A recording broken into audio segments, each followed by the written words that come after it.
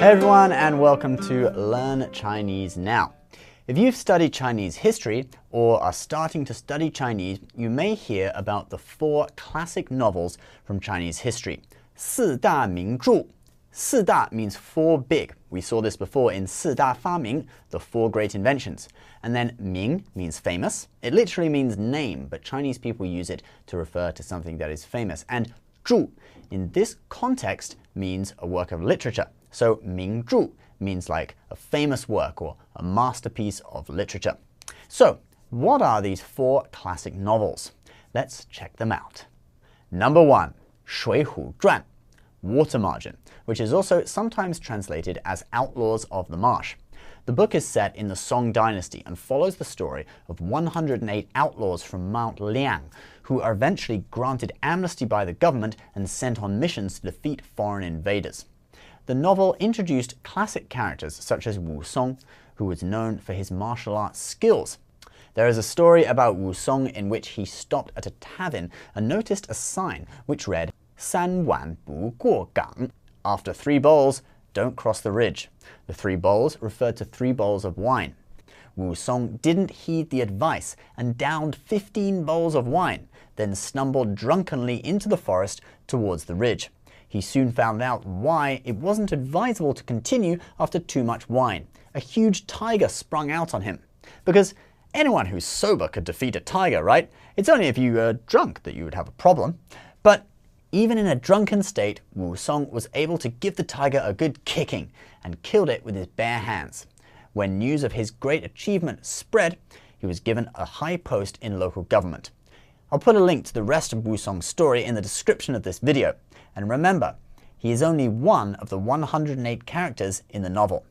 Number 2, 三国演义, or Romance of the Three Kingdoms, is a novel about the unstable times at the end of the Han Dynasty as the country split into 3 warring kingdoms. The novel follows the leaders of 3 states as they battle for supremacy.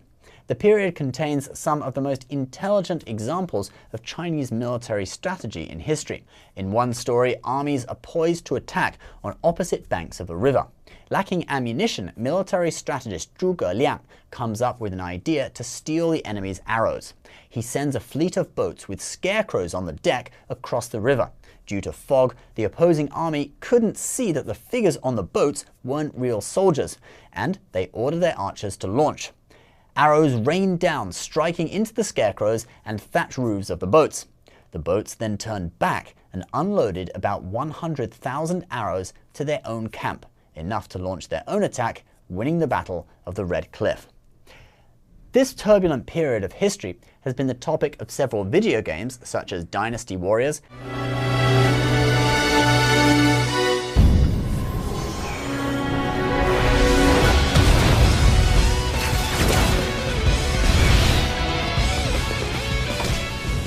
and several movies such as 赤壁 or The Red Cliff.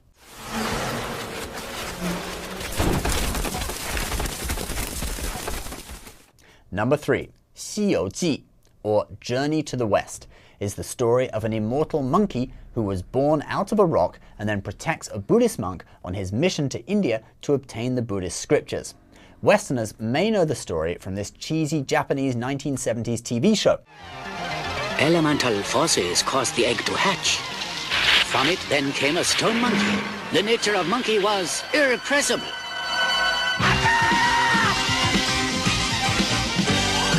Born from an egg on a mountain top. The funkiest monkey that ever. The monkey is mischievous and has to be punished by the Buddha, but eventually redeems himself by converting to Buddhism and protecting the Tang monk on his quest. Each chapter contains many moral lessons and insights into Chinese Buddhist culture. The story really is classic and it's long. The English translation has 4 volumes. I'm about halfway through the first book. Number 4, 红楼梦, or Dream of the Red Chamber, follows the rise and decline of a Qing dynasty aristocratic family. Some believe the stories were inspired by events in author Cao Xueqin's own family, kind of like a traditional Chinese version of a reality TV show. I've just been like so unhappy. Imagine if the roles were reversed. You don't think I feel bad? I wish my dad was here. You put me in such an uncomfortable situation. Not quite. The novel is the most modern of the 4 classic novels, and the language is written in the Beijing dialect of the time, although speakers of modern Chinese like us will still feel that it's reasonably classical. The book, like all Chinese novels, is incredibly long. 80 chapters are attributed to the original author, with another 40 believed to have been added later.